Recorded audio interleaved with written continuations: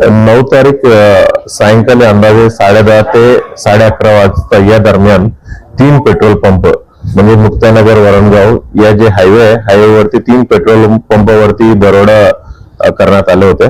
मग त्याच्या अनुषंगाने मुक्तानगर पोलीस स्टेशनला दरोड्यातला गुन्हा दाखल केलेला आहे आणि तपासादरम्यान 4 दिवस सातत्यानं 5 टीम्स काम केलं आणि शेवटी ते गुन्हा डिटेक्ट करण्यात आलेला आहे आणि या गुन्ह्यामधलं 6 आरोपींना अटक करण्यात आल्या होत्या. 6 आरोपींपैकी 4 आरोपींना नाशिक मधून आणि 2 आरोपींना अकोला मधून अटक करण्यात आलेलं आहे. जे अटक झालेल्या आरोपींचं नाव आहे सचिन रवींद्र भालेराव, दुसऱ्या आरोपींचं नाव आहे पंकज गायकवाड, तिसरा हर्षल बाविस्कर, चौथा रवींद्र बाविस्कर, प्रद्युम्न विरघाट आणि एक 6वा आरोपी एक विधी संघर्षक बालक आहे. आणि या लोकांकडनं डिटेक्शन करून 3 जे गुन्ह्यातलं वापरलेले 3 देशी कट्टे आणि त्यासोबत 5 मॅगझिन, 10 जिवंत काडतूस आणि 9 मोबाईल फोन, 40,000 रुपये रोख रक्कम आणि गुन्ह्यात वापरलेले मोटरसायकल 2 असे सर्व जप्त करण्यात आलेले आहे. आणि याच्यापैकी जे मेन मास्टर माइंड आहे सचिन भालेराव, या मास्टर माइंड भुसावळचा मूळचा रहिवासी आहे. त्यांना आधीचे गुन्हे असल्यामुळे त्यांना भुसावळ मधून आणि जळगाव जिल्ह्यामधून तडीपारी करण्यात आलेले होते. तो आता नेमका बुरहानपूर आणि नाशिक या ठिकाणी राहायचा आणि ह्यांनी प्लॅनिंग केलेलं आहे आणि पूर्ण गुन्हे घडून आणले होते. हे 3 जे पेट्रोल पंप आहे ते 3 पेट्रोल पंपापैकी एक पेट्रोल पंप मंत्री रक्षी खडसे मॅडमचा ओनर होते.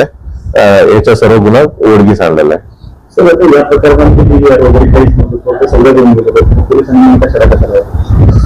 या तांत्रिक तपास करण्यात आलेला आहे आणि आमच्या गोपनीय यंत्रणाचं देखील आम्ही काम केलेलं आहे आणि पूर्ण जळगाव जिल्ह्यामध्ये काय ठिकाणी सीसीटीव्ही आहे पूर्ण खूप मेहनत घेतल्यानंतर ही उघडकीस आलेलं आहे.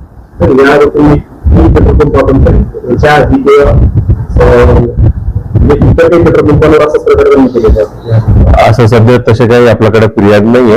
म्हणजे इतर कुठे काय केले काय या विषयावर आम्ही तपास करतो. जर कोणी फिर्याद काय असेल तर त्याच्या अनुषंगाने गुन्हा दाखल करू. या तुम्ही सांगितल्याप्रमाणे या गुन्ह्यामध्ये म्हणजे कोणताही त्यांचं कुठले फुटेज नाही, वर्णन नाही, काहीच नव्हतं. जे काही त्यांनी दरोडा केल्याबरोबर सर्व DVR आणि आजूबाजूचं जिथं कुठे सीसीटीव्ही नाहीये अशाच ठिकाणी त्यांनी करण्यात आलेलं आहे. आणि अशी टाइम त्यांनी निवडले की म्हणजे कमीत कमी लोक राहील, म्हणजे असं कोणी त्यांना प्रतिकार करतील नाही करणार अशा वेळ निवडून त्यांनी हे काम केलं होते.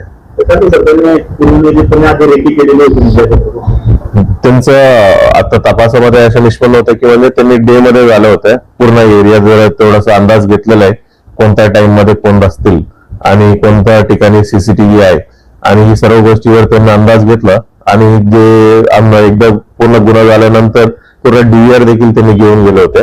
त्या DVR जिथं कुठे त्यांनी नाश केलं किंवा त्यांनी फेकलेलं आहे तेही रिकव्हरी करण्याची आमची प्रक्रिया चालू आहे.